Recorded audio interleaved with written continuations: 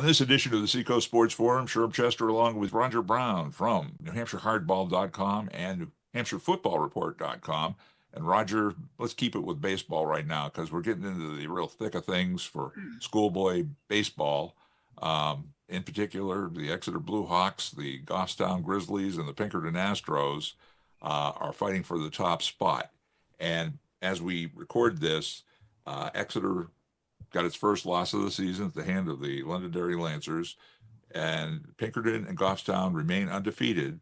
But next week, the two teams come into town and take on the Blue Hawks. So this will decide who's on top of the heap, correct? Correct. And as we record, Goffstown also plays Pinkerton later today. So one of them, when they face Exeter, will have a loss. And finishing on top, typically it's nice. And, being the 1 seed over the 2 seed is, get you a little bit of a easier opponent theoretically. But in this case, the number 1 seed will get a bye, which is, I'm not in favor of those buys, but that's maybe a story for a different day. I just don't think in baseball with pitching being what it is, I just think it's too big of an advantage. Last year was a good example. Pinkerton and Exeter both finished with the same record, and they didn't play each other. And Pinkerton got a bye, like a 25% of the tournament they didn't have to compete in. I just, who's to say who was better, really? Right, like the eighth tiebreaker is, But anyways, there's a bye, and it looks like either Pinkerton, Goffstown, or Exeter will get it. And the good news for Exeter is, even though they have one loss, they still have to play both teams. And Londonderry's in there as well. They have 2 losses. That's the team that beat Exeter. I wouldn't say they're likely to get a bye, but they could play a factor in who does get the bye. They still have to play Pinkerton as well. Mm-hmm. And there's another team that I think they end the season with that could be a spoiler, and that's Dover, the Green Wave. They're certainly Dover or they play Bishop Girton too could win, but I'm just trying to narrow it down to those 3 at the top. Right. What they what they do face each other. So it's ultimately it will be up to those 3 teams who wins those games. Probably. Well, of the 3 teams, and the players and the coaches, tell us some strengths and weaknesses or let's go with just strengths of those 3 teams that we're talking about. Let's start off with the Blue Hawks, and then you can go with the Astros and yeah, I would say I would put Exeter and Pinkerton in the same category in the sense that pretty good hitting throughout the lineup. But very deep in pitching. And, Exeter, Hayden Schmoller, one of Exeter's better pitchers, hasn't been pitching for the last couple weeks. I think he's just resting his arm, little arm fatigue perhaps. Hasn't been playing the field. Now, I don't know. They played Manchester Memorial last night. I don't know if he was in the field that game, but, when he's healthy, Exeter certainly has, 5 capable pitchers. Pinkerton, the same thing. They have all their pitching back from last year. Pretty much strong everywhere, up and down the lineup. They lost the big kid Jackson Marshall. So they're not as much of a, he was a huge bat in the middle of the order, obviously. Sure. So I see those 2 teams very similar. Then when you get to Goffstown, they haven't had their best pitcher all year because he had arm surgery in the offseason, but they've just been scoring tons of runs, double digits most games. So hitting has really been carrying them, and their pitching has just been good enough. And if you've ever I'm not sure where the Exeter Goffstown game is. I think it's at Goffstown, but they play in a field with a short fence. So fly balls in a lot of parks are home runs at Goffstown. And, that can change the game, really. You think you make a good pitch. It's a fly out to left at your field, but it goes over the fence for a 3-run homer there. So that'll be interesting. And, Goffstown plays some of its games at St. A's. But we do have an interesting ending to the season with those three teams. And again, there's only one bye in Division One, so it is a big deal to finish first. Oh, I'm just happy that they're all playing each other this year. Like you just said earlier, that Pinkerton and Exeter never played each other last year, and it was strength of schedule. But I like to see the teams that are contenders go after each other, no matter what. Sure, sure. You know? And if it was up to me, I mean, for forever we had 16 teams in the tournament, and there were no buys. So I don't know. Now we have 15 and one bye. I don't think that's a step in the right direction myself. But because you can, the pitching matchups are so important in high school baseball. And when they didn't have Cam Keaveney for the championship game last year, Exeter, because they played 4 games. Pinkerton had all its pitching and its best pitcher available because they only had to play 3. Mm-hmm. If you can follow me, they didn't play till the quarters where they used their number 1. Then he was eligible again for the championship game. So it almost makes things uneven, I think. Yeah. And what about the other divisions? Any standout teams in the standings? I think locally, if we go to Division 4, Sherm, the smallest division, Newmarket and Epping, 2 teams that are fairly close. 2 of the better teams in that division. I think Epping's in first place now. Newmarket is close. And if you look at Newmarket's history, they've been in the championship game, 7 of the last 8 years or something like that. So could have those 2 teams in the championship, or maybe they'd meet somewhere, semifinal matchup. But pretty good little battle between, those. They're a co-op in football, so I'm sure a lot of the kids know each other. I think Epping has beaten Newmarket both times in the regular season. So that's an interesting, again, Newmarket's usually there. Epping isn't. So that's an interesting take in terms of local teams.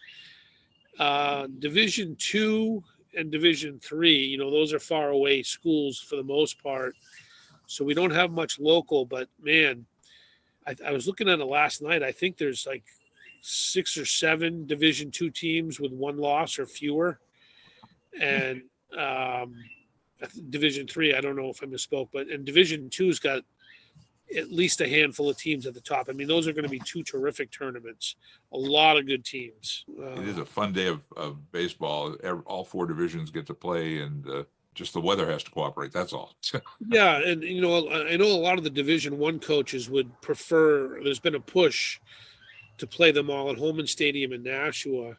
The first 2 rounds are at home sites in each division, and then they'll go to a neutral site for the semis. I believe Division 2 is Concord. Division 1 is Holman Stadium in Nashua, and then 3 and 4 are both. I don't know the name of the field, but it's where the summer league team used to play in Laconia. And if you haven't been there, that's a treat. I would recommend heading up to Laconia for some baseball. It's a excellent venue as well. And that is called Robbie Mills Park in Laconia. Yes, Robbie Mills Park, correct. Yeah, it's kind of cool. It's got a little Fenway wall. To the schedule, just in case people are in, it kicks off on June 5th for all 4 divisions. And that's, again, as you just said, home of higher seed. And weather permitting, that's a Thursday, by the way. Saturday, the 7th, would be the quarterfinals. And then the semis would be on Wednesday, the following Wednesday, June 11th. And those for Division 1 will be at Holman. And for Division 2, it'll be at Memorial Field in Concord. And then you just mentioned Division 3, that's going to be at Robbie Mills Park in Laconia, as well as Division 4. Time-wise, I'd refer you to go on the nhia.org site, and they'll have all that information of times, set times as we get closer. And then, of course, it all culminates Northeast Delta Dental Stadium. That'll be on Saturday the 14th. And again, all 4 divisions in one day, times to be determined or be announced. Check on. Yeah, they're usually, I think, 10, 1, 4, and 7. Sure. 10, 1, 4, and 7. Who plays okay. when, we don't know yet. And is it one admission? You can stay for all day? Yes. Oh, good. Yep. That's cool. That's Yep. cool. I don't know if I'll have a conflict this year with the lacrosse championships, because I'll be covering those as PA announcer at William Ball Stadium. But if not, I think I'll catch you up there. That looks Yeah, like a fun it's a day. good it's a good day. And who'd have thunk we could play all the championship games at one location? Maybe the football people can learn something from this. What I want to do is shift to the pros for a second. And the Red Sox are being the Red Sox. As far as I'm concerned, the biggest faux pas they've made lately is they finally got Rafi Devers happy to be a DH. And then they turn around because Tristan Cassis gets hurt and is out for the season and maybe for a long time. They said, "Hey, would you like to play first?" And he said, "No." And I know there's people saying he should be a team player and do it, learn the craft of being a first baseman. But on the other hand, I think it would be a disastrous experiment. Leave the guy alone. He's a DH, and go out and get a first baseman if they don't have one internally. What's your take on the decision by Major League Baseball to put Pete Rose back into the mix for the Hall of Fame? Yeah, I've always felt like whatever the clause is, the what is it, conduct clause that they have. Yeah. Character. Yeah, character. Yeah, right. Just follow that. And if you think if you're one of those people who thinks it should be based on his on-field performance only, I'm fine with that too, as long as you just change the rule or the bylaws, But if the rule's in place, it says, hey, if he's a bad apple off the field, we can't let him in. Don't let him in. But, yeah. Certainly he was worthy of it. I'm glad he's in, but, they just got to. I've become less and less of a Hall of Fame guy, Sherm. I'm telling you, if it were up to me, that Hall of Fame would have about 50 people in it total. And but that's right. The way we are. We become it. Everybody gets a trophy, and I think it's even, to these Hall of Fames, it's affected them to some degree, where really, really good players, but not great ones, are in the Hall of Fame in some cases. So I guess I just don't. I don't care as much about the Hall of Fame as most people do, but yeah. The thing with Pete Rose is I just finished a book a New Hampshire author, Keith O'Brien, wrote called Charlie Hustle. And it obviously is a couple of years old. And it's a good character study. I mean, his on-field numbers and accomplishments, I mean, that is Hall of Fame worthy. But, of course. But the character issues and the fact that he did deny gambling and now everybody's watering it down because FanDuel, DraftKings, all these outfits, MGM, Bet, and all this are part of the nomenclature of baseball now. You see them up in the upper left-hand corner. They have advertisements running all the time. And I don't know why we water it down. You're right. I mean, if you're going to stick with a rule, stick with a rule. And Dan Shaughnessy had a good column in the Globe about, well, now you've opened the door for all these guys that were because of steroids or PEDs, Roger Clemens, Barry Bonds, Sosa, McGuire. Now, if you're going to make exceptions, I would draw a distinction there, Sherm. I think the Clemenses of the world, or the performance enhancing drugs users, that help them with their on-field performance, where Pete's was something else. You know what I mean? His on-field performance is what it is. He earned it all. Yeah. So I these other guys have numbers that they wouldn't have reached if they didn't cheat, so to speak, or I forget exactly when the rules were changed to allow it or not allow it or what have you. But so I guess I would draw a distinction between those two. But yeah, he's right in a general sense. The door is open now. But I've always been just follow the rule. If you don't like the rule, change it. That's all. It's not a slam dunk. As a matter of fact, they did a poll. One magazine, I don't know if it was Sports Illustrated or who it was, did a poll. Should he be in? It was actually 56 against, 44 for. And it is kind of a 50-50 when they went through different Major League Hall of Famers and asked them, especially guys who played with him or were part of the organization that he was with, Mike Schmidt, when he was with the Phillies. They're best buddies. Schmidt thinks he should be in, but there again, he knows there's a lot of baggage there. Jim Cott, who is pitching coach for him when he was the manager of the Cincinnati Reds, same thing. Complicated guy. Love his accomplishments, but watch out for all that character stuff. And then the only one that really was really forgiving was Tony Perez. And he said someday he hopes to, when they go to the big field in the sky, he gets to play with Rose again. I mean, he's totally in favor of him being in. The one missing was Johnny Bench. I was kind of curious to see what his feelings would be. He's always been quiet about that subject for whatever reason. Yeah, well, if you read this book by Keith O'Brien, Charlie Hustle, there's a segment in there. I guess for years they didn't have much to do with each other, Bench and Rose, primarily because of the gambling issue. And we know that Bench is in the Hall of Fame and has been grilled about it a lot. And I guess they did have a kind of a meeting of the minds over the last few years before Pete passed. But it was, it's complicated. I guess that's the way to put it. It's complicated. And by forgiving it, it just made it more complicated. Shoeless Joe Jackson, that goes back to the 1919 Black Sox, Chicago Black Sox.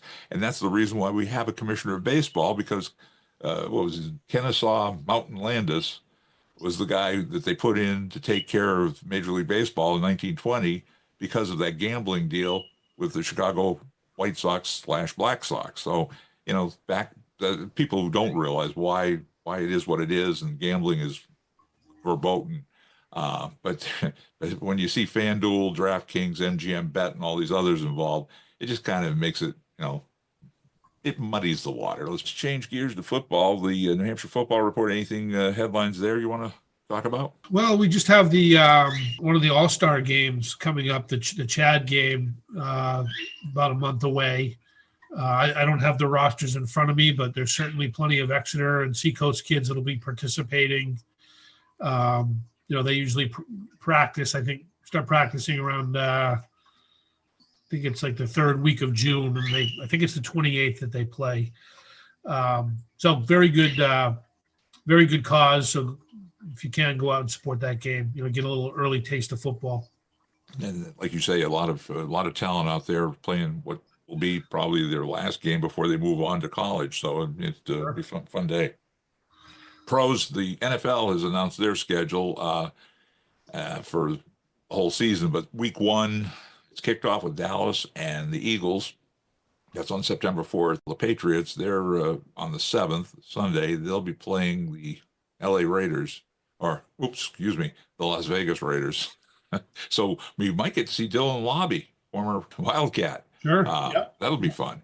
That one's in Foxborough? That'll be at Foxborough. Yes, it will be. Yeah. So it'll be an interesting start to the season, and they're rebuilding down there. And what was your take on their draft? Did you like what they picked up, the Patriots? Yeah, I didn't follow it as closely as I have in the past. I'm slowly coming back to the Patriots after a period of just lack of interest, so to speak. I don't mind them being bad, but I like it when they're at least trending in the right direction, and I just didn't see it there for a couple of years. But yeah, they filled some holes. Obviously, left tackle's the biggest one. They got the LSU kid, so if he's a player, they'll have some of the key pieces that you need to get, quarterback, left tackle. Those are the things you need at least on offense to solidify your team and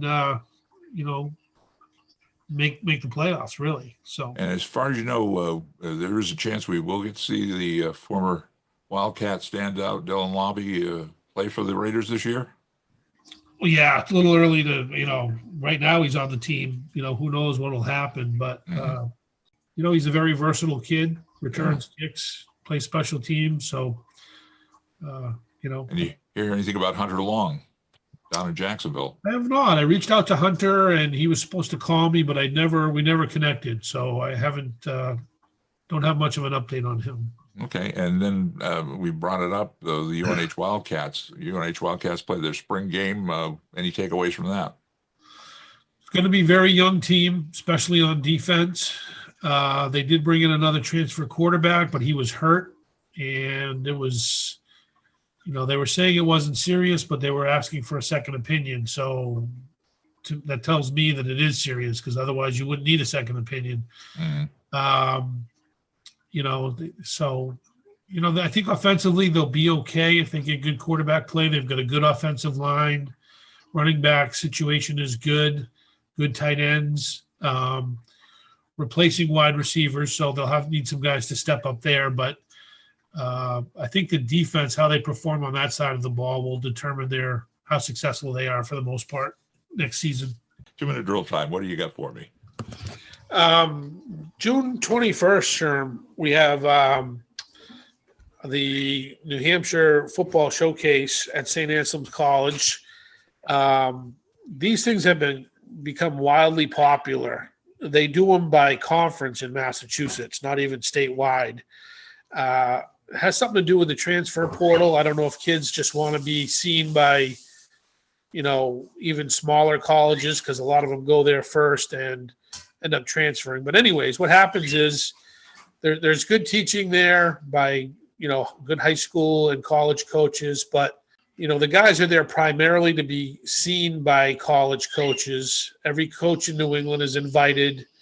There's usually about 25 programs. And, you talk to the coaches afterwards and you try and create an opportunity for yourself, whether it's, at UNH or Division III, or maybe you can get some more financial aid or whatever the case may be.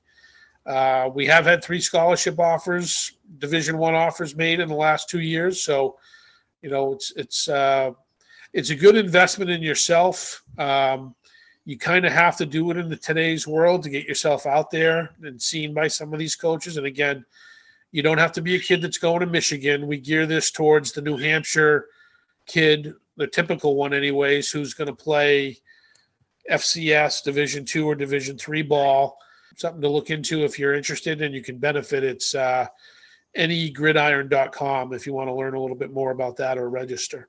That sounds good. And also more details or you can get more football news at newhampshirefootballreport.com. My 2-minute drill, I just wanted to send out kudos to a few people. First off, to Coach Jim Tufts. I was happy to be a part of the Seacoast Special Olympics.